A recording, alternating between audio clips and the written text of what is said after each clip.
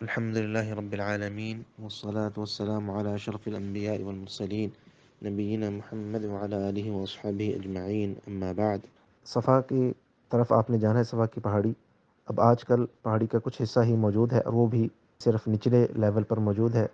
3-4 levels اور 3-4 floors بن چکے ہیں، اور اوپر کے لیولز میں وہ پہاڑی نہیں ہے یا اس کا حصہ نظر نہیں آتا، لیکن جو جگہ ہے اس کا تعین موجود ہے۔ آپ نے وہیں پر پہنچنا ہے جس لیول پر بھی آپ صحیح کر رہے ہیں۔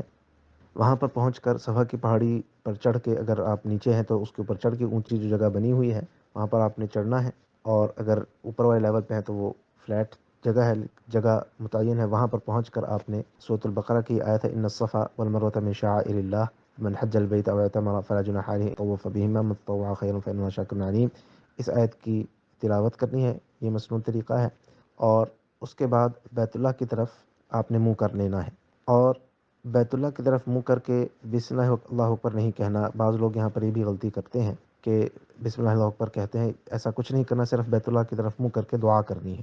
صفا کی پہاڑی پر چڑھنے کے بعد جس آیت کا ہم نے ذکر کیا اس آیت کی تلاوت کرنی ہے، اور اس کے بعد دعا کرنی ہے۔ اور دعا کا طریقہ کیا ہے؟ مسنون طریقہ کہ نبی کریم صلی اللہ علیہ وسلم یہ دعا پڑھا کرتے تھے، لا الہ الا اللہ وحدہ لا شریک لہ لہ الملک ولہ الحمد وهو على كل شيء قدیر، لا الہ الا اللہ وحدہ انجز وعدہ ونصر عبدہ وہزم الاحزاب وحدہ۔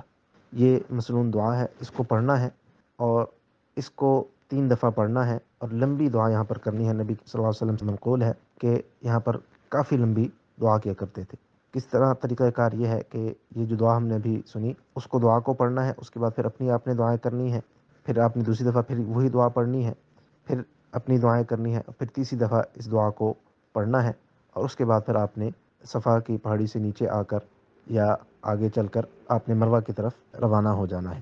مروہ کی طرف جب آپ جائیں گے، صفا سے مروہ کی طرف، درمیان میں گرین لائٹیں لگی ہوئی ہیں، تھوڑا سا حصہ ہے جہاں پہ گرین لائٹیں لگی ہوئی ہیں۔ ان گرین لائٹوں کے درمیان مرد حضرات کے لیے ہے کہ تھوڑا سا انہوں نے تیز چلنا ہے، وہی جاگنگ کے انداز میں انہوں نے اس کو کور کرنا ہے، اس کو عبور کرنا ہے۔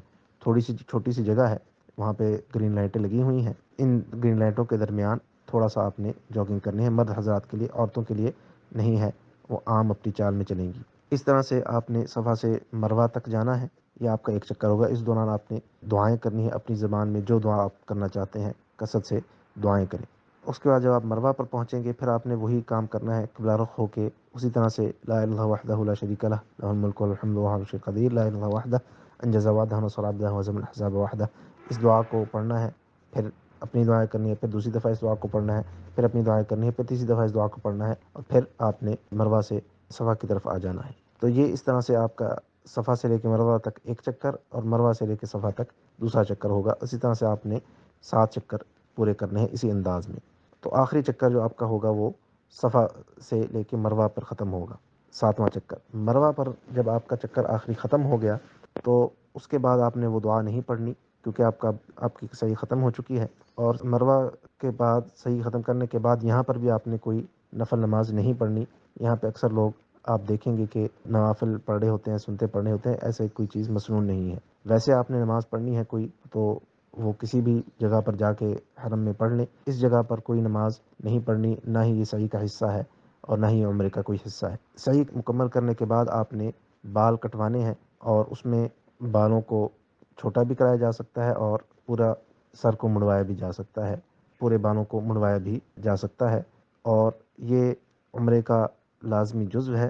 اور یہاں پر یہ بات ذہن نشین کرنا ضروری ہے کہ پورے سر کے بال کاٹنا ضروری ہے، یعنی تھوڑا تھوڑا حصہ تمام سر کے بالوں سے۔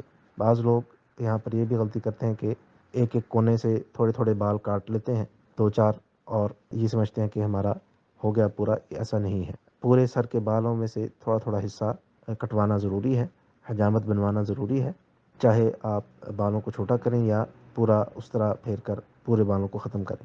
اور اس کے بعد پھر آپ کا عمرہ ختم ہو جائے گا، اور احرام کی تمام تر پابندیاں مردوں اور عورتوں دونوں کے لیے وہ ختم ہو جائیں گی، اور آپ اپنی نارمل زندگی میں آ جائیں گے۔ تمام قسم کی پابندیوں سے آپ احرام کی آزاد ہو جائیں گے۔ واللہ تعالی اعلم، وصلی اللہ وسلم علی نبینا محمد وعلی آلہ واصحابہ اجمعین۔